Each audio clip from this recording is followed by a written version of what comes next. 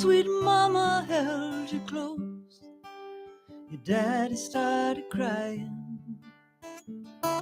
Soon two sisters came along, playing games, singing songs, working hard, getting tired, telling stories by the fire. Oh, good night, Irene, Marguerite.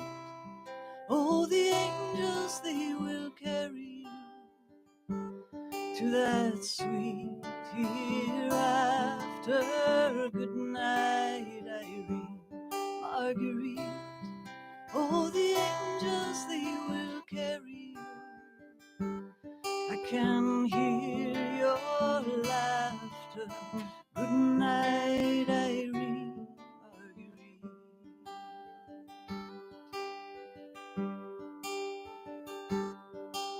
Your father was a blacksmith, and your mother strong as iron, with a heart wide and warm, soft and tender. You learned the golden rule, went to church and went to school, and by you left your home to be teaching on your own, and that you did indeed.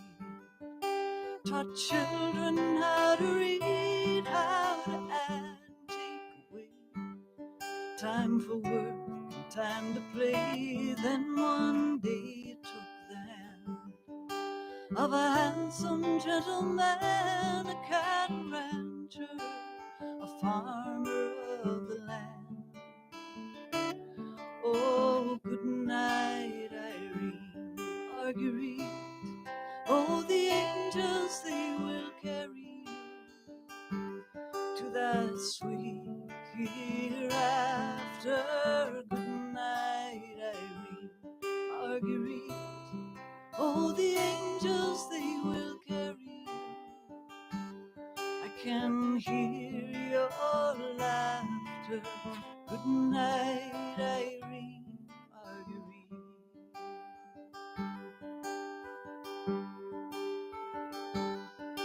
By the time I came along, you were 70 and strong, like the corn in the fields, growing gardens, making meals, and I spent summers on your farm. Like my mother when she was young, every nephew, every niece, we were your children, and we didn't fool around. Not till all the work was done, washing clothes, planting peas, picking mulberries off the trees, and you took us into town, introduced us all around, walking up the street and down, met near all the folks in town. Oh, good night, Irene, Marguerite. Oh, the angels, they will carry you to that sweet hereafter. Good night, Irene, Marguerite. Oh, the angels, they will carry you. I can hear your laughter. Good night, Irene, Marguerite.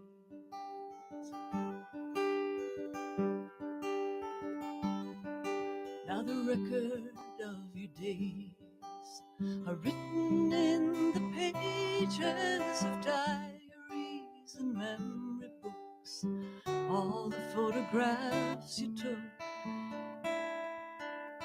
100 years in one. You've been rising with the sun, seen the passing on of dear beloved ones. I know you soon will go, and today when I looked out my window, a great gray owl flew up to a nearby tree, watching till it flew away, wondered what it had to say. Maybe that the great and gray will all take wing someday. and I hear a whisper in the wood of old weathered barns, songs rustle in the fields of dry corn. Day is born, day dies, sunset, moonrise. Close your eyes, Irene, Marguerite. Oh, the angels, they will carry you to that sweet hereafter. Good night, Irene, Marguerite.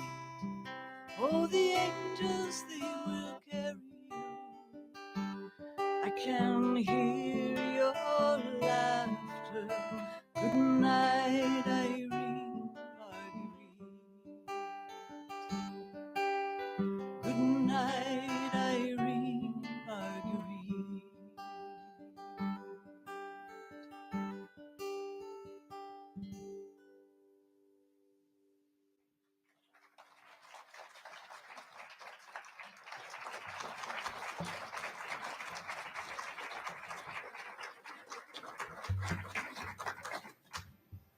Good afternoon.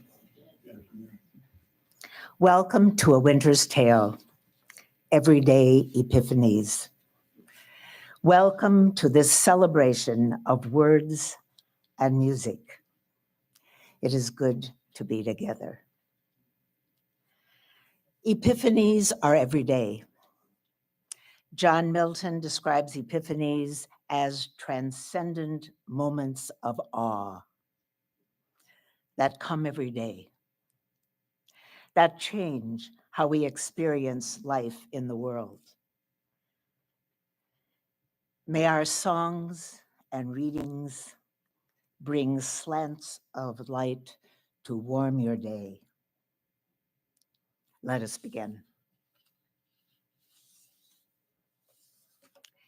Seamus Heaney, in his 1995 Nobel lecture, credits poetry for doing what is its province, touching the base of our sympathetic nature while taking in at the same time the unsympathetic reality of the world to which that nature is constantly exposed.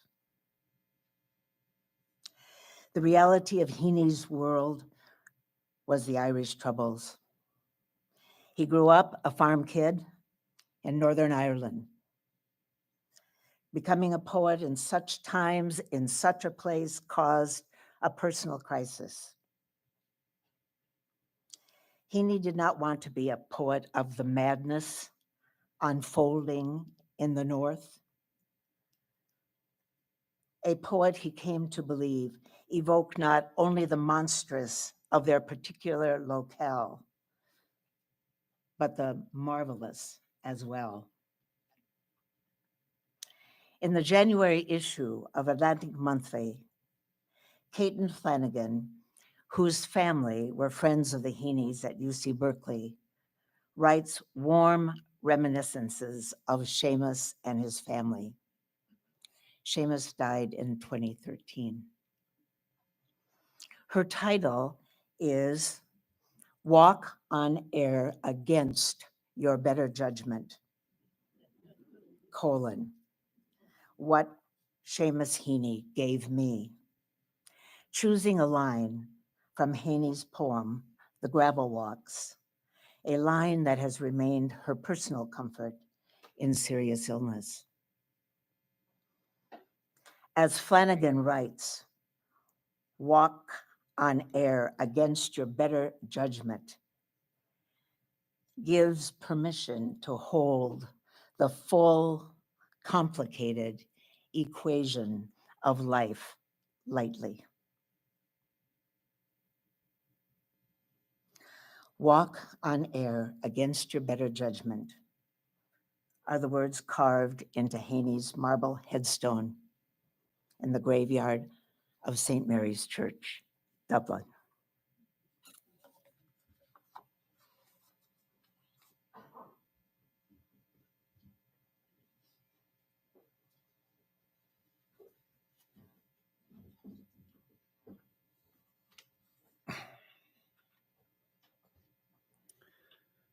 From Crediting Poetry, The Noble Lecture, 1995 by Seamus Heaney. As writers and readers, as sinners and citizens, our realism and our aesthetic sense make us wary of crediting the positive note. The very gunfire braces us, and the atrocious confers a worth upon the effort which it calls forth to confront it. We are rightly in awe of the torsions in the poetry of Paul Celan, and rightly enamored of the surprising voice in Samuel Beckett, because these are evidence that art can rise to the occasion and somehow be the corollary of Celan's stricken destiny as Holocaust survivor and Beckett's demure heroism as a member of the French Resistance.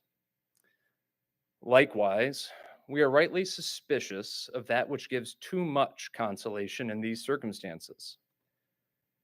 The very extremity of our late 20th century knowledge puts much of our cultural heritage to an extreme test. Only the very stupid or the very deprived can any longer help knowing that the documents of civilization have been written in blood and tears. Blood and tears no less real for being very remote. And when this intellectual predisposition coexists with the actualities of Ulster and Israel and Bosnia and Rwanda and a host of other wounded spots on the face of the earth, the inclination is not only not to credit human nature with much constructive potential, but not to credit anything too positive in the work of art. Which is why for years I bowed to the desk like some monk bowed over his prie-dieu, some dutiful contemplative, pivoting his understanding in an attempt to bear his portion of the weight of the world, knowing himself incapable of heroic virtue or redemptive effect, but constrained by his obedience to his rule to repeat the effort and posture, blowing sparks for a meager heat, forgetting faith, straining good works, attending insufficiently to the diamond absolutes, among which must be counted the sufficiency of that which is absolutely imagined. Then finally and happily, and not in obedience to the dolorous circumstances of my native place, but in spite of them, I straightened up. I began a few years ago to try and make space in my reckoning and imagining for the marvelous, as well as for the murderous. And once again, I shall try and represent the import of that changed orientation with a story out of Ireland. This is a story about another monk, holding himself up valiantly in the posture of endurance. It is said that once upon a time, St. Kevin was kneeling, with his arms stretched out in the form of a cross in Glendalough, a monastic site not too far from where we lived in County Wicklow, a place which to this day is one of the most wooded and watery retreats in the whole of the country. Anyhow, as Kevin knelt and prayed, a blackbird mistook his outstretched hand for some kind of roost and swooped down upon it, laid a clutch of eggs in it, and proceeded to nest as if it were the branch of a tree. Then, overcome with pity and constrained by his faith to love the life in all creatures, great and small, Kevin stayed immobile for hours and days and nights and weeks, holding out his hand until the eggs had hatched and the fledglings grew wings. True to life, if subversive to common sense, at the intersection of natural process and the glimpsed ideal, at one and the same time a signpost and a reminder, manifesting that order of poetry which is true to all that is appetitive in the intelligence and prehensile in the infections. An order where we can at last grow up to that which we stored up as we grew. St. Kevin's story is, as I say, a story out of Ireland, but it strikes me that it could equally come out of India or Africa or the Arctic of the Americas, by which I do not mean merely to consign it to the typology of folk tales or dispute its value by questioning its cultural bound status within a multicultural context. On the contrary, its trustworthiness and its travel worthiness have to do with its local setting. I hope I'm not being sentimental or simply fetishizing, as we have learned to say, the local. I wish instead to suggest that images and stories of the kind I'm invoking here do function as bearers of value. What the necessary poetry always does is to touch the base of our sympathetic nature, while taking in at the same time the unsympathetic reality of the world to which that nature is constantly exposed.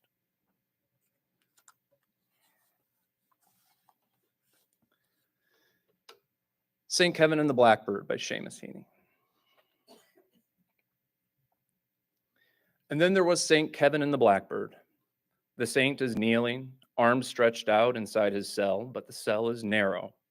So one turned up palm is out the window, stiff as a crossbeam, when a blackbird lands and lays in it and settles down to nest. Kevin feels the warm eggs, the small breast, the tucked neat head and claws, and finding himself linked into the network of eternal life is moved to pity. Now he must hold his hand like a branch out in the sun and rain for weeks until the young are hatched and fledged and flown. And since the whole thing's imagined anyhow, imagine being Kevin. Which is he? Self-forgetful or in agony all the time? From the neck on out, down through his hurting forearms. Are his fingers sleeping? Does he still feel his knees? Or has the shut-eyed blank of under-earth crept up through him? Is there distance in his head? Alone and mirrored clear in love's deep river. To labor and not to seek reward, he prays. A prayer his body makes entirely, for he has forgotten self, forgotten bird, and on the riverbank, forgotten the river's name.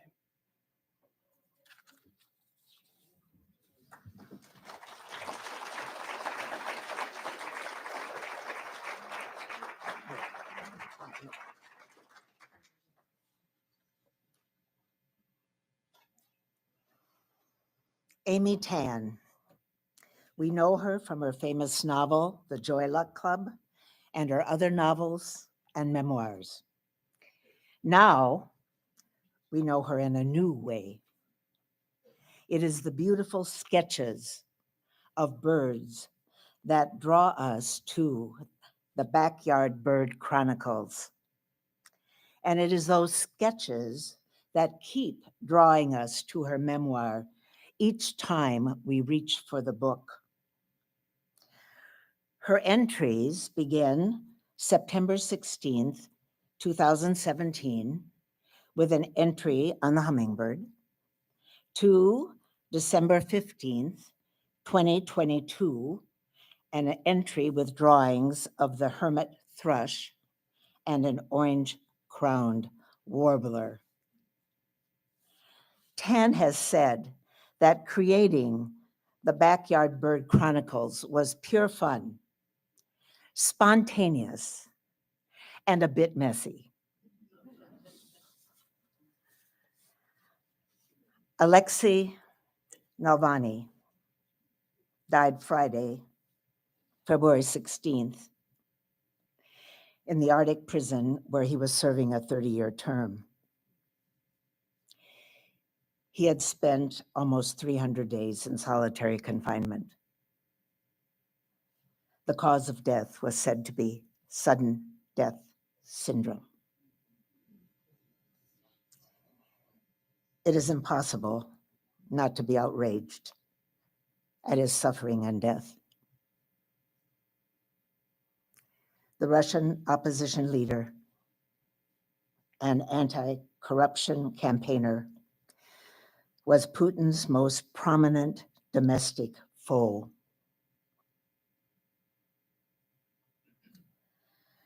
Navalny felt from 2022 that his fate would be to die in prison. He was, as David Remnick, editor of The New Yorker, writes, not just a sum of his politics. He was also determined to prove exemplary as a human spirit. In his posthumous memoir, Patriot, we read again and again his exhortation to live bravely in the face of cruelty. Don't be afraid of anything, Navalny insists. This is our country, and it's the only one we have. His voice will not be forgotten.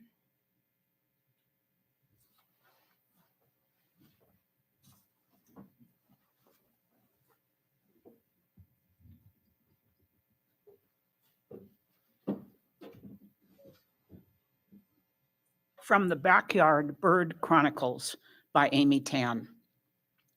I humorously titled the journals the Backyard Bird Chronicles, which delivers breaking news, new offerings, and scientific discoveries. It began with simple observations of what the birds were doing in the backyard: eating, drinking, bathing, singing. In other words, what I thought were ordinary behaviors.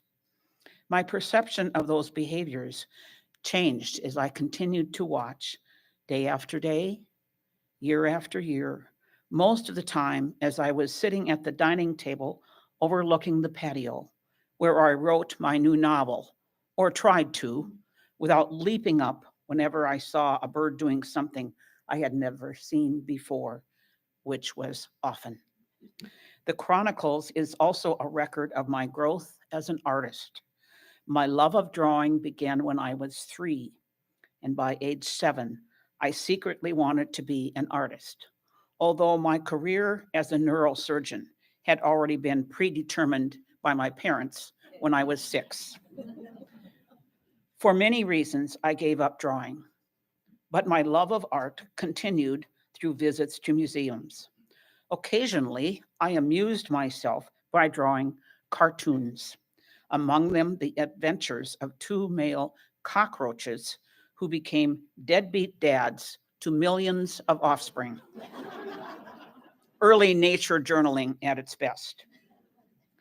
I was 64 when I took drawing classes for the first time, followed by nature journaling field trips, both led by John Muir Laws. Jack is a well-known and beloved naturalist, artist, author, scientist, conservationist, and educator. I already had some of his guidebooks on birds, animals, and plants. After attending the first class, I bought his other books: The Laws Guide to Nature Drawing and Journaling, and the second, The Laws Guide to Drawing Birds. The classes were not strictly about drawing. If anything, they had just as much to do with being curious, allowing us to return to childhood wonderment when everything was seen as new. That was the focus for beginning our drawings: to wonder in depth, to notice, to question. Among the many things I learned from Jack, and probably the most important to me, is this: as you look at the bird, try to feel the life within it. For me, that meant be the bird. That came naturally to me as a fiction writer. To feel the life of the story, I always imagine I am the character I am creating. Since 2016, I have gone from being able to identify 3 species of birds in my backyard to now 63, and no doubt more to come. A few are one-offs. They spend the winter here before returning to Alaska or Canada, and many now live here year-round. So you know how birdy my yard truly is. It is December, and over the last 2 days, my frequent visitors were 6 oak titmice, a pair of California towhees, a spotted towhee, a ruby-crowned kinglet, a hermit thrush, 2 fox sparrows, passels of pygmy nuthatches, and and chestnut-backed chickadees, a Baywick's wren, mourning doves, a whole bunch of house finches and lesser goldfinches, a purple finch, many dark-eyed juncos, 3 Townsend's warblers, an orange-crowned warbler, a Nuttall's woodpecker, a couple dozen golden-crowned sparrows, a white-throated sparrow, an American robin, 4 California scrubdrays, and a mob of American crows that shriek at the resident great horned owl. I know there are more birds high in the trees who have never visited the feeders. If I learn their bird songs, I will know who they are. That's next. With both fiction and birds, I think about existence, the span of life, from conception to birth, to survival, to death, to remembrance by others. I reflect on mortality, the strangeness of it, the inevitability. I do that daily, and not with dread, but with awareness that life contains ephemeral moments, which can be saved in words and images, there for pondering, for reviving the bird and my heart. With every novel I finish, I think it's a miracle, because 3 or 4 predecessors never came to life.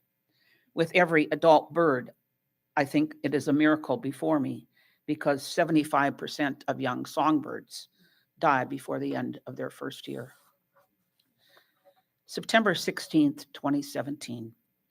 While watching hummingbirds buzz around me, I recalled a fantasy every child has, that I could win the trust of wild animals, and they would willingly come to me. I imagined tiny avian helicopters dining on my palm.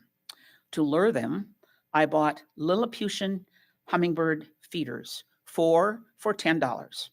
Hope came cheap, but I was also realistic. It might take months to gain the hummingbird's interest in the feeder and for it to lose its fear of me. Yesterday, I set a little feeder on the rail near the regular hummingbird feeders on the patio, and then sat at a table about 10 feet away. Within minutes, hummingbird came to inspect, a male with a flashing red head. He hovered, gave a cursory glance, and then left. At least he noticed it, a good beginning. Then he returned, inspected it again from different angles, and left. The third time, he did a little dance around the feeder, approached and stuck his bill in the hole and drank. I was astonished. That was fast. Other hummingbirds came, and they did their usual territorial display of chasing each other off before the victor returned. Throughout the day, I noticed that the hummingbirds seemed to prefer the little feeder over the larger ones. Why was that? Because it was new and they had to take turns in claiming it? Today at 1:30, I sat at the patio table again. It was quiet. I called the songbirds. Each day, I pair my own whistled bird song with tidbits of food to encourage them to come. In about 2 minutes, I heard the raspy chitter and squeak of the titmouse and the chickadee. They sounded excited to find peanuts. Then I heard the staticky sound of a hummingbird. It was a male. I had left the feeder on the table where I was sitting. I put it on my palm and held it out. Within 10 seconds, the hummingbird came over, landed on my hand, and immediately started feeding. His feet felt scratchy. He was assessing me the whole time he fed. We stared at each other, eye to eye. I remembered what Jack Laws had said. Feel the bird, be the bird. What did the hummingbird see in my eyes? Is that how a bird evaluates trustworthiness? As he fed, I examined the tiny feathers on his head, the pink, orange, and red color at his throat, the wing blur, and the exquisitely tiny feet. I tried to mentally recite what I was seeing so I could later draw this hummingbird. The overlay of tiny feathers on its head are successively larger as they move from the front of the bill toward the back of the head. His legs are short, and its toes are the width of dental floss. What is he noting about me? After a minute, the hummingbird shot up into the oak tree. He had remained on the hand feeder for 45 seconds, or maybe my excitement had lengthened the actual duration of that moment, one that altered my life. I had gained entry into a wild animal's world. It was my own backyard with a portal big enough for the bird I imagined myself to be. An hour later, I was sitting at the patio table, eating lunch, when I heard the familiar sound of beating wings around my head. I'm certain he was the same hummingbird, because when I held up the feeder, he immediately settled and started feeding. After a minute, he flew up to my face, inches away, eye to eye. I could feel a little breeze coming off his wings. He seemed fearless, and I was slightly concerned his little sword would pierce my eye. Was he curious? Was he being aggressive? Warning me that he owned the feeder? Whatever his meaning, he had come back. He had acknowledged me. We have a relationship. I am in love.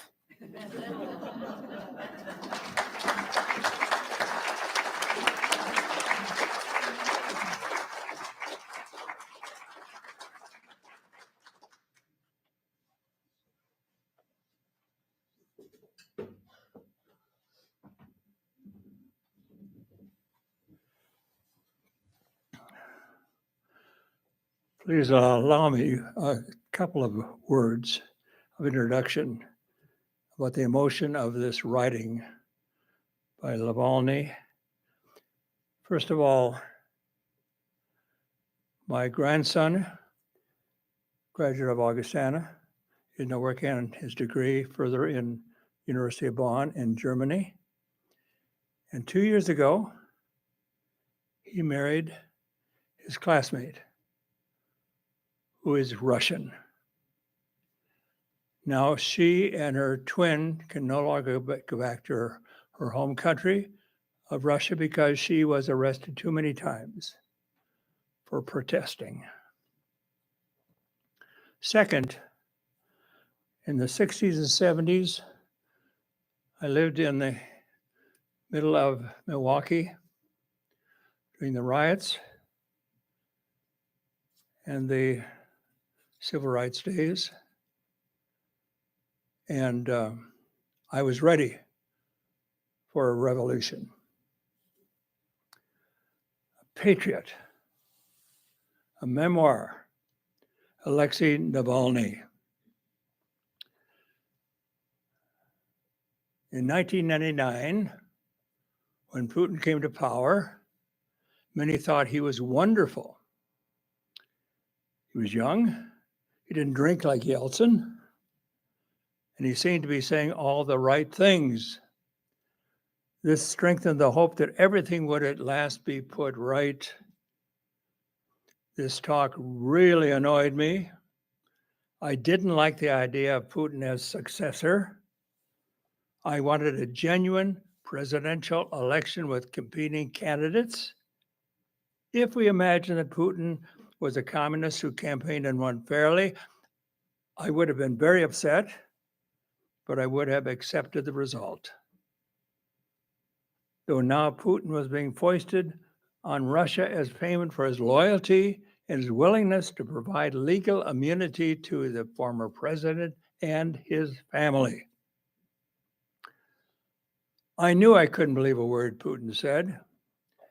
His appointment made me determined to resist. I didn't want someone of that kind to be the leader in my country. My feelings were very strong. I wanted to register my presence as far removed from Putin as possible on the opposite side of the spectrum. So that later, when I became a grandfather, I would be able to tell my grandchildren I was against it from the outset. I went into politics to fight against people who are wrecking my country, are incapable of improving our lives, and act solely in their own interests. I intended to win. I found campaigning absorbing. After getting involved as an election observer, I noticed two things. First, my legal experience was going to come in very handy. And second, I could see what was going on in the campaigns far better than the average party lawyer. The main motivation, though, that this was real legal work. When I started my studies, this is exactly what I pictured working as a lawyer would be. A courtroom, a judge sternly calling everyone to order. I am defending my clients. I'm waving papers in the air. I'm arguing, conclusively proving things. And at that moment, I'm only too aware that I'm fighting the bad guys. This may sound corny, but it's true.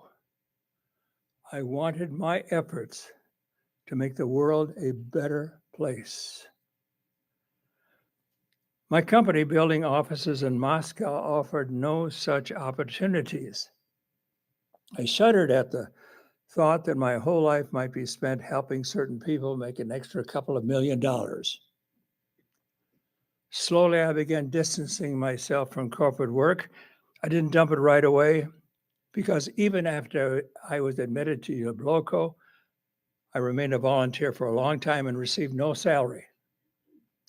When I did receive one, it was $300 a month, although I didn't always get paid. We couldn't even afford a fax in the office, so I bought my own. I had a family to support, so I continued working as a lawyer, though now in private practice. On New Year's Eve, 1999, which Julia and I celebrated together, I proposed to her. I got down on one knee, made a speech, and offered her the ring. Judging by the expression on the face of my intended, it came as a complete surprise, although immediately she said yes. Later, she laughed and admitted that she had mentally played out this scene in her head many times and considered how best to react. She had decided that when I proposed, she would not commit herself right away, but leave me in agonizing suspense for a couple of weeks. In the event, though, she was so taken by my speech that she swiftly changed her mind. In 2001, our daughter Dasha was born. Having a child changed my life in an unexpected way. Yulia and I had wanted to have children, and I was very happy when I became a father, but something else happened. Like everyone else who grew up in Russia, I had never believed in God. But looking at Dasha and how she was developing, I could not reconcile myself to the thought that this was only a matter of biology. That did not alter the fact that I am a huge fan of science, but I decided at that moment, on its own, evolution was not enough. There must be more. From a dyed-in-the-wool atheist, I gradually became a religious person. The politics of an authoritarian country are structured in a very primitive way. You're either for the regime or you're against it. All other political options are completely obliterated. I constantly cause bafflement when discussing Russian political parties with my Western audiences, who are operating within a clearly defined political spectrum, right, left, social democrats, liberal. Those categories do not apply in Russia. Our communists are not left-wing in the classic sense. They do not support minorities and do not campaign with any vigor to get the minimum wage raised. Russian communists are far more conservative than even the American right. Legalization of guns and the ban on abortion are hotly debated in the Western world, but are of much less concern for the Russian voters. Our first priority needs to be making sure we have free speech, fair elections, and that human rights are observed. I wanted to see a politician arise who would undertake all sorts of needed, interesting projects and cooperate directly with the Russian people. If such a person had appeared, I would immediately have set to work with them jointly. I waited and waited, and one day I realized I could be that person myself.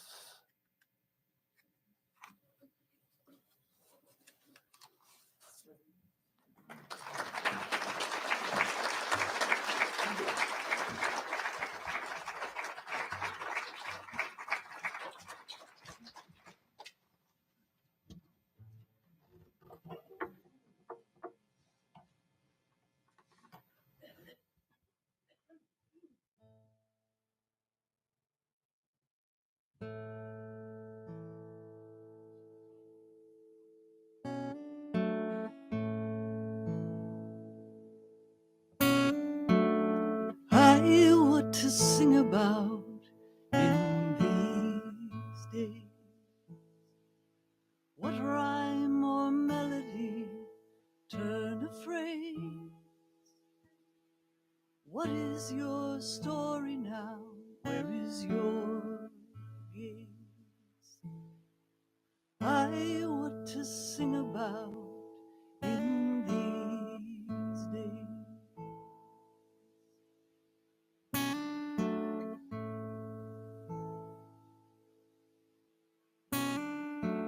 Towers are tumbling, tumbling down. Fortresses fumbling, crumbling crowns. Governments grumbling as they drown. Towers are tumbling, tumbling down.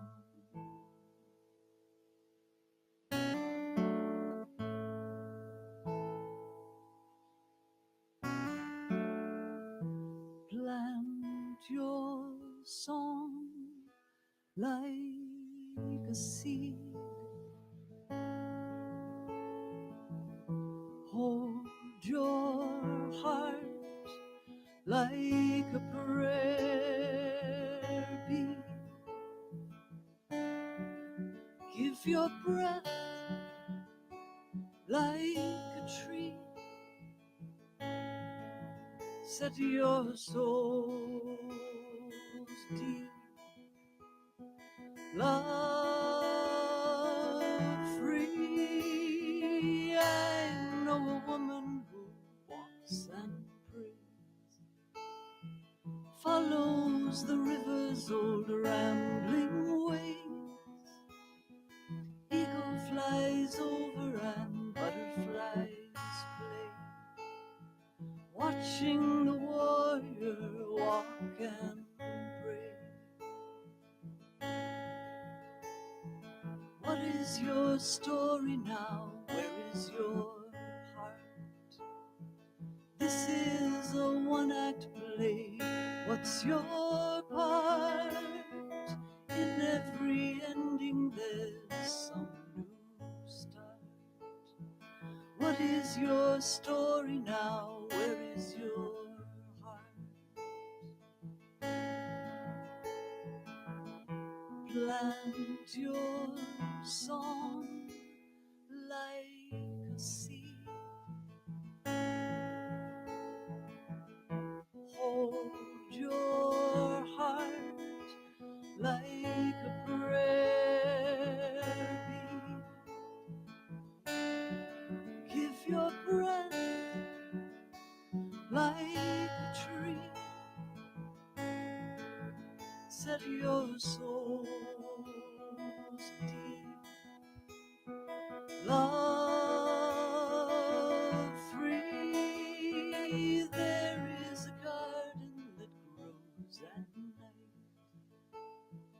Then in the winter it tucks in tight, drifts off in dreams about birds in flight that carry the seeds of this garden's life. I want to sing about in these days. What rhyme or melody turn a phrase? What is your story now? Where is your gaze? I want to sing about in these days.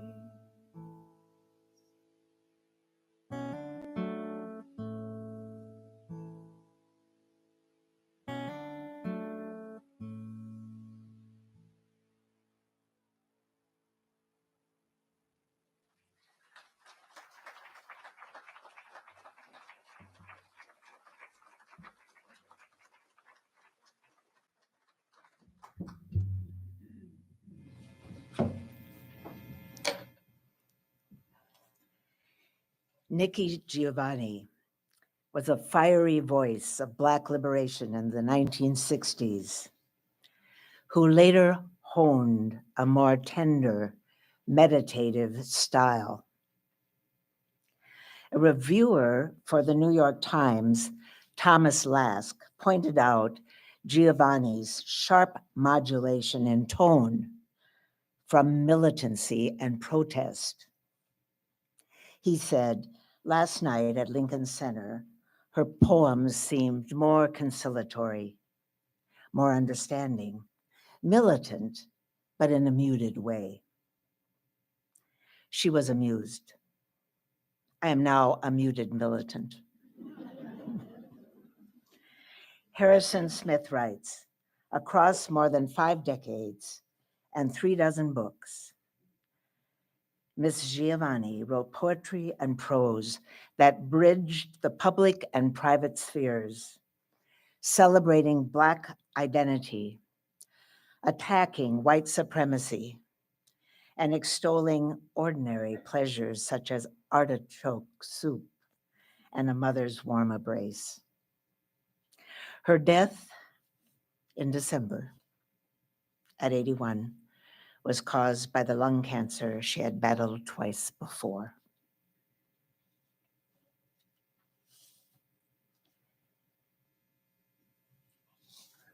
In the months before he died, Professor Ron Robinson and I discussed Dr. Donald Fryxell's shaping of the English journalism department at Augie.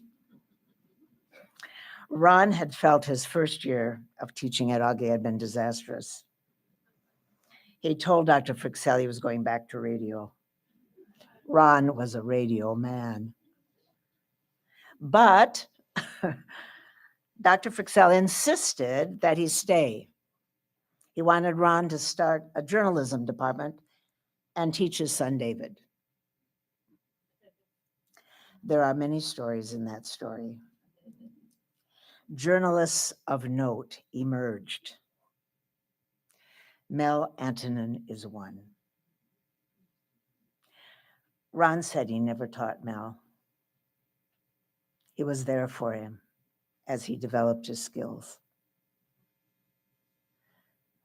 Mel died too soon in 2021, in the middle of his career as a sports journalist. A baseball reporter, he covered nearly 36 World Series and 3 Olympics.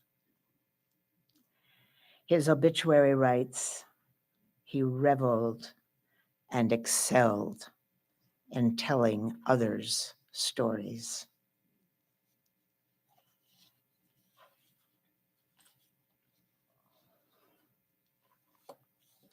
On a glorious morning in London last June, all mornings in London are glorious, I looked into the window of Foyle's, one of London's famous bookstores, and there it was, Thunderclap, the book I knew I was looking for. Thunderclap, a memoir of life and art and sudden death. What is there not to like in that title? It was written by an art critic for The Observer, Laura Cummings, and winner of the Writers' Prize for Nonfiction in 2024. I was not disappointed. Thunderclap weaves together Laura Cummings' life, her Scottish painter father's life, and the great artists of the Dutch Gold Age. When the Financial Times of London describes Thunderclap as a lustrous meditation, it is not a hyperbole.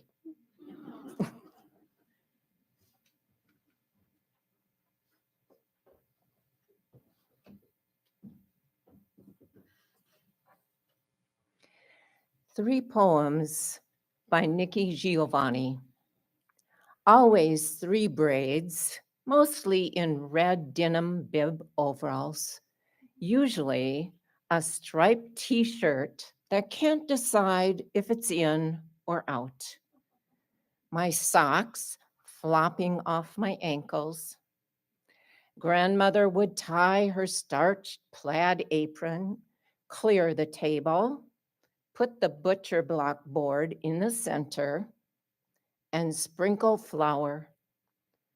The chilled dough would be rolled out, sprinkled with ice water to keep it workable, touched up in the corners. And then my job.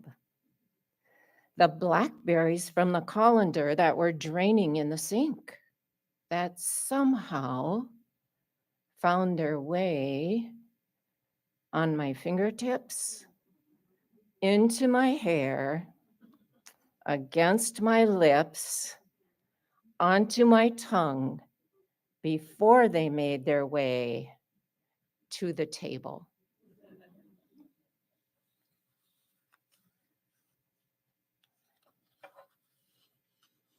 Possum Crossing. Backing out the driveway, the car lights cast an eerie glow in the morning fog, centering on movement in the rain-slick street. Hitting brakes, I anticipate a squirrel or a cat or sometimes a little raccoon. I once braked for a blind little mole who, try though he did, could not escape the cat toying with his life. Mother-to-be Possum occasionally lopes home, being naturally slow. Her condition makes her even more ginger. We need a sign, Possum Crossing, to warn coffee-gurgling neighbors we share the streets with more than trucks and vans and railroad crossings. All birds, being the kin of dinosaurs, think themselves invincible and pay no heed to the rolling wheels while they dine on an unlucky rabbit. I hit brakes for the flutter of the lights, hoping it's not a deer or a skunk or a groundhog. Coffee splashes over the cup, which I quickly put away from me and into the empty passenger seat. I look, relieved and exasperated, to discover I have just missed a big wet leaf struggling to lift itself into the wind and live.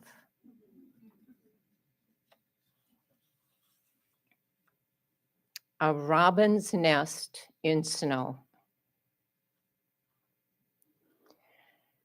Outside the window of my den where I sit, usually counting clouds or airplanes or chipmunks scurrying by, on a snowy day, I still see the nest through the flurries. Snowflakes are so delicate they melt on your tongue, sit proudly on your shoulders, tangle themselves in your braids. Last spring, I didn't know a bird had made a home in my river birch. There was activity, but I thought it was the crepe myrtle. Only when the tree exhaled did the life reveal itself. The snow piled up neatly, filling the crevice, hopefully destroying the viruses and bacteria that can attack the young, still blind robins. And I, a survivor of lung cancer, nestle hope in my heart that no harm will remain when spring and birds return.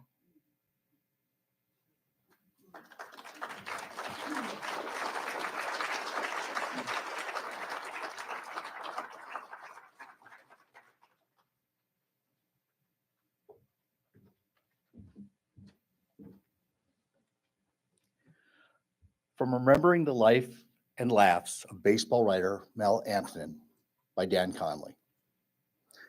There are people in our lives, even as we get older and even in these rapidly evolving times, whom you can say almost anything. You can talk sports and religion and politics and crack wise about personal stuff, sometimes sensitive stuff, and always walk away laughing. Always walk away knowing the relationship was so personal that the words were never taken, well, personally. Major League Baseball press boxes, and particularly at Camden Yards and National Parks, lost one of those men. Mel Antonin, who spent decades covering baseball for USA Today and later as an analyst for the Mid-Atlantic Sports Network and Sirius XM Radio, died late Saturday night following a hellish year in which he battled a rare autoimmune disease as well as lymphoma and COVID-19. He was 64 and is survived by his wife Lisa, 14-year-old son Emmett, and a nation-spanning network of friends, readers, ranging from hometown in Lake Norden, South Dakota, to his adopted hometown of Washington, D.C., and everywhere in between. His legacy includes 24 years at USA Today, where he forged one of the more recognizable bylines in the country. His work on the 1998 home run chase, in which he earned the trust of slugger Mark McGwire, perhaps more than any other reporter, led to multiple exclusives. In 2017, Antonin was inducted into the South Dakota Sports Hall of Fame, joining his late father, Ray, as a significant contributor, who was a significant contributor to the state's amateur baseball scene. It was his father who instilled the love of baseball in Mel and introduced him to many Hall of Fame players who would come to the small town in South Dakota to go pheasant hunting. Mel had great stories about Bob Feller and Mickey Mantle and Satchel Paige visiting Lake Norden. I feel fortunate that I was one of those people who got to know him, a relationship that initially began as co-inhabitants of the Camden Yards press box and developed into a close friendship. For years, he was my co-MC at a baseball charity talk I annually had at my church in Pennsylvania. It was a 90-minute drive from his house, and he often had to go directly after his show, but he didn't care. He loved it. He loved talking baseball with baseball fans. That laugh, Antonin's longtime friend and former USA Today co-worker, Bob Nightingale, he had an infectious laugh. It made you laugh. He had an art of laughing at himself, not taking things too seriously, said Rob Long, who hosted the Mid-Atlantic Sports Report on Masson with Mel and former Orioles pitcher Dave Johnson for 3 years. Oftentimes, he'd make himself the butt of jokes. That's how he broke the ice. Every Friday, Long would bring in donuts for the Masson cast and crew. And Mel found something wrong every week with Long's selection. He'd open the box and he'd bust my balls about the donuts I didn't have, Long said. Why don't you have the ones with sprinkles? And next week, I'd have the ones with sprinkles. And he'd say, who wants sprinkles on their donuts?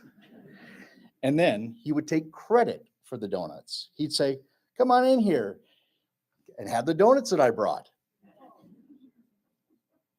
Jim Duquette, the former Orioles executive and current baseball analyst, dealt with Antonin at times as a reporter and then spent roughly a decade working with him at Masson.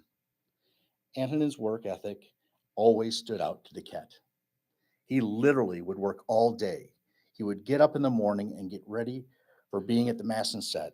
A lot of times he would be there at noon or 1 o'clock, Duquette said. And then he would go to the ballpark for a little bit after the show was done. And then he would drive to the Sirius XM studios in DC. Many times that show started at 10:30 or 11 o'clock and went until 2 in the morning. Those hours at anyone's age are absurd. But yet he loved what he did so much, he just did it. You never heard him complain about it.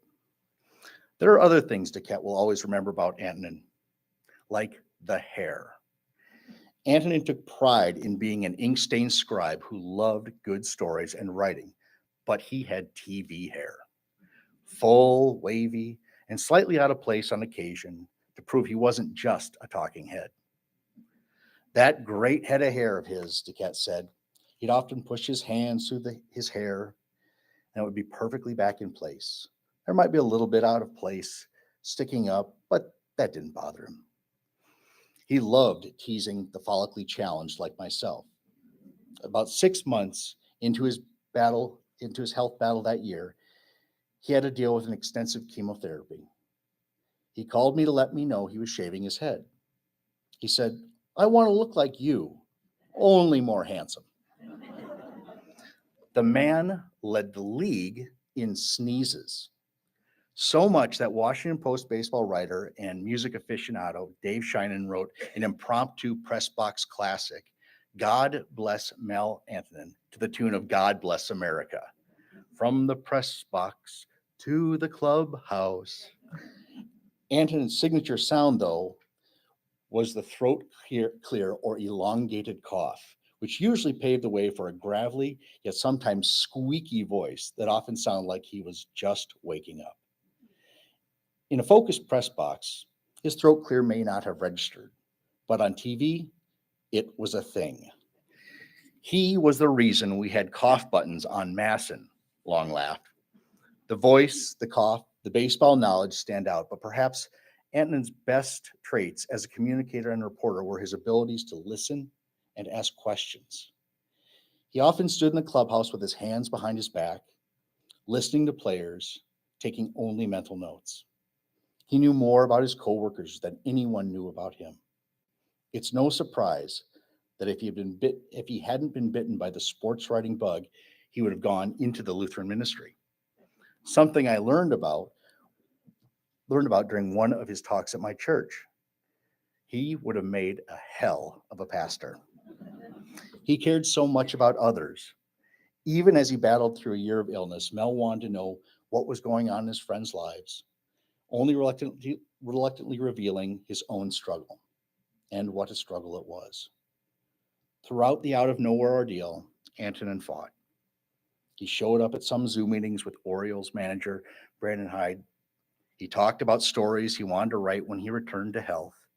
He kept a positive attitude despite spending weeks and months in the hospital, despite not being able to talk to his son and his wife, the two loves of his life. For days and weeks, despite riding an emotionally draining roller coaster of surges and setbacks. The last one came last week, when Mel's vitals improved so much that it looked like he'd be leaving the hospital for a rehab stay. He was allowed to sit up in a chair for a couple of hours. He visited multiple times with his wife and son. He called friends to check in. He inquired about his baseball writer's card for next year. He told me that he was resigned to retiring, but would finally concentrate on a book of those days in Lake Norton that he wanted to write. He even did a radio segment from the hospital, talking on the phone with his buddy Long about his Hall of Fame vote. And then on Saturday night, his blood pressure dropped dramatically, and he didn't make it through the night. Much part of Sunday was spent talking to Mel's friends, passing on the difficult news. I spoke with Nightingale, among others, and relayed a story to him. We were ribbing each other rather furiously one evening in the Camden press box, years ago before he was sick, when Mel said to me, "You better watch it, or I'm going to take you off my list of pallbearers." I retorted, "I was on your list? I thought only Nightingale made the cut." "Why Nightingale?" he asked.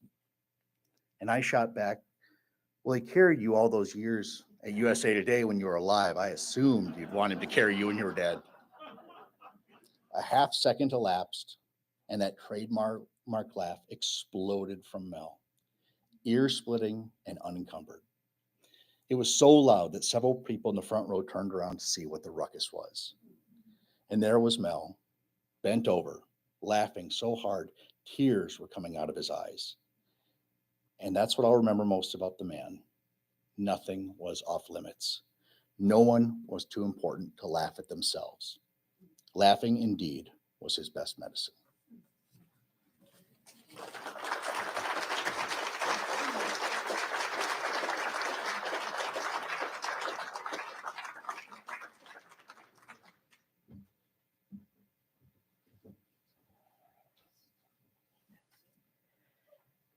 From Thunderclap by Laura Cumming. I had gone to hear the French philosopher Derrida speak at the Modern Languages faculty. What I remember is not the substance, alas, so much as the experience of perching on a high windowsill, the last spot in a hall jammed with devotees receiving an impeccably difficult lecture from this famous thinker. He was speaking in French, which I had only studied to higher level in Edinburgh. So my aim in attending must have been more to do with witnessing this historic occasion than advancing my understanding of deconstruction. But it led to a more significant encounter. Ashamed of my poor French, I afterwards slunk straight into the museum next door for the relief of its old art and ancient butterflies. And it was there that I saw a small painting glowing in a gallery dim with shadows. It showed a bunch of asparagus lying on a shelf, perhaps a dozen spears running from white to silvery green at the tips. This humble sheaf, tied up with string, is positioned at a curious tilt. But what strikes me first and last is the black and white thunderclap, the obliterating darkness from which these stalks stand out in a light so bright it appears to come from within as well as without. Young asparagus has that pale metallic sheen, as if it had stored up some internal power from growing out of darkness, but this light was almost supernaturally bright, darting along the edge of stone shelf like a laser, igniting the nubs and tips and woody root where the blade had sliced right through it. Such modest vegetables held in such high glory. I cannot recall where this picture hung in those days, except that the asparagus shining out of the 17th century darkness seemed an exact equivalent of the painting's own light in this gloomy gallery. How it must have lit up some wintry Dutch house, You are not meant to walk on by, but to stop and stare at its radiance presence. And here and now of this asparagus laid out to astound. Adrian Corte. The vowels wouldn't stay in my head, but an after image reimagined, a graphic flash in the mind. Had I not been so youthfully scornful of guidebooks, I might have learned that Corte painted other pictures of vegetables, fruits, occasionally shells, although nobody knew how many, for even so late in the 20th century, his star had yet to rise. Corte is somewhere between a shadow and a passing ghost. Nobody can say for certain where he was born, where he lived or died. Through Middelburg in the spit of Zealand that juts out into the North Sea is the usual assumption. His paintings were made between 1683 and 1707. The dates are often inscribed on the edge of the stone shelf, with a strange 5-year silence that remains unexplained. 2 peaches, 3 plums, a parade of seashells. His objects are carefully numbered, the relationship between them dramatic and strange.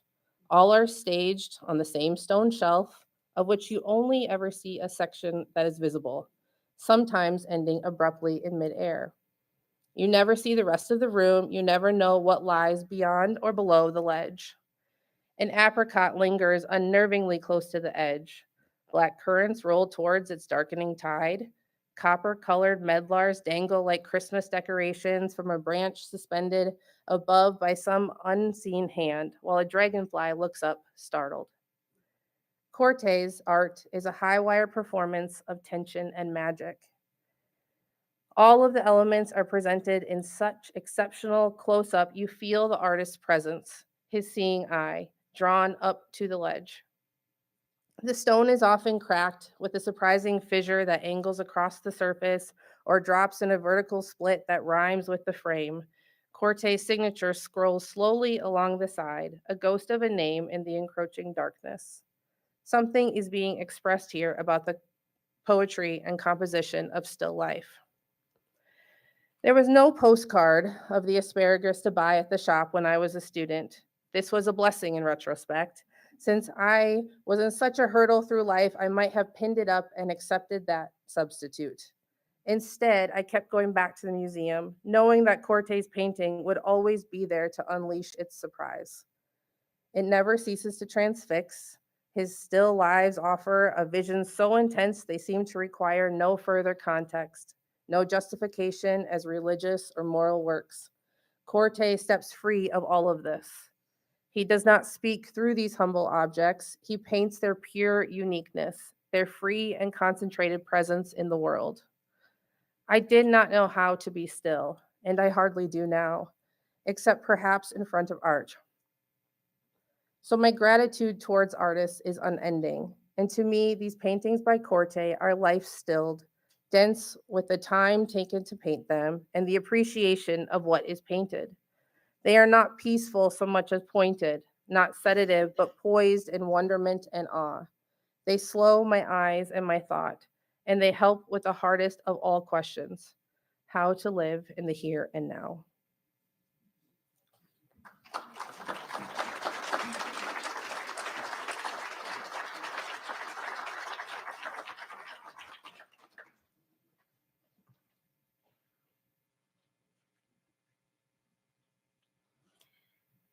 Every winter, 38 winters now, we gather in this warm space to hear stories, winter tales, and songs.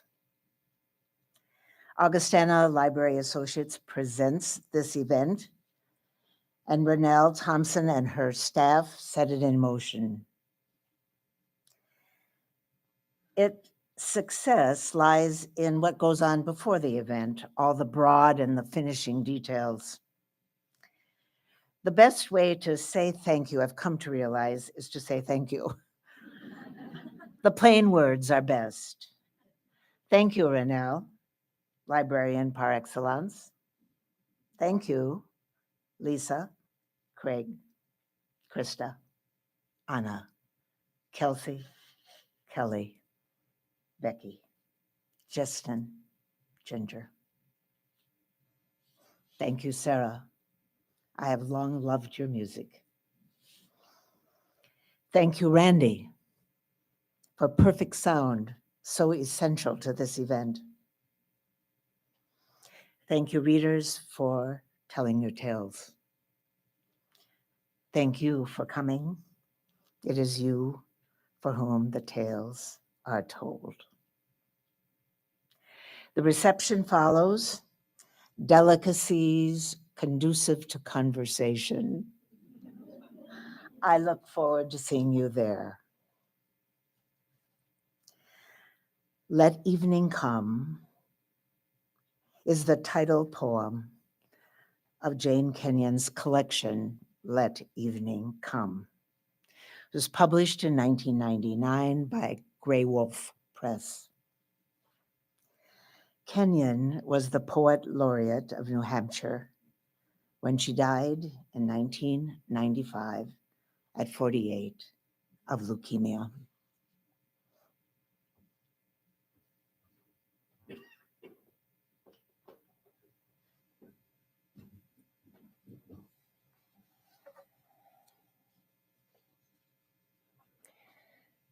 Let Evening Come by Jane Kenyon.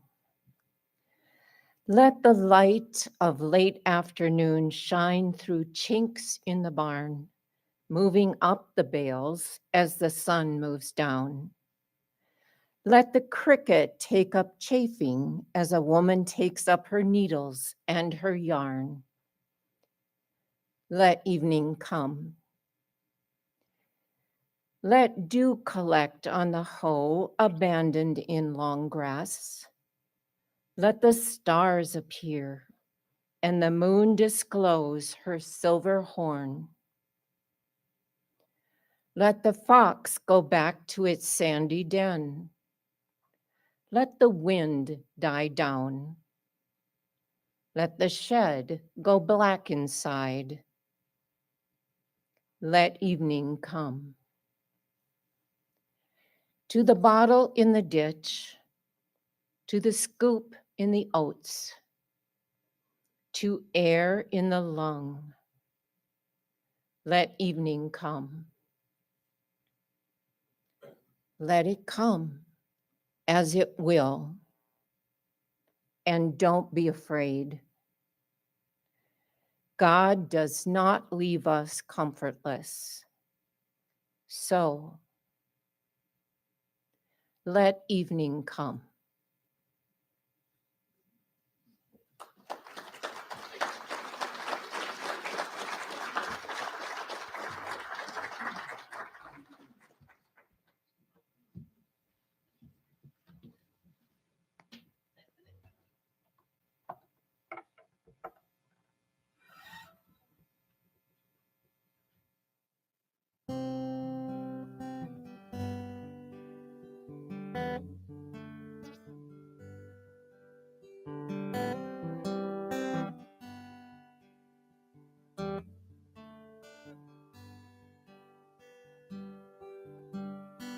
Canticle of the feathered ones, hymn of the hermit thrush, a song in the holy hush, a lake in the wake of sun, vireos in the vestibule, warblers wait in the wings, a finch begins to sing, the water a sparkling jewel.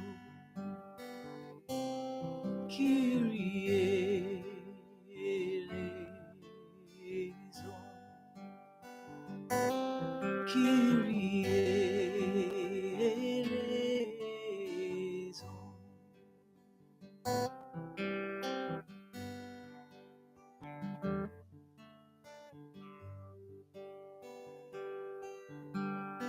Canticle of the morning doves, angels in pine and spruce, the fox and the bear and the moose, listen to the choir above.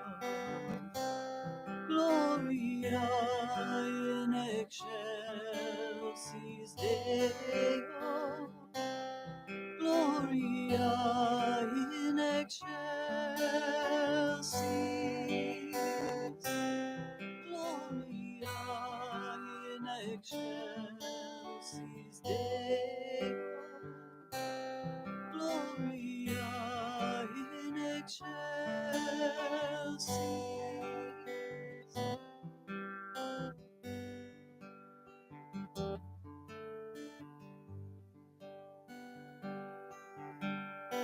Heron delivers the homily, incense fills the air, cedar bows in prayer, and I am lost in reverie. Sanctus,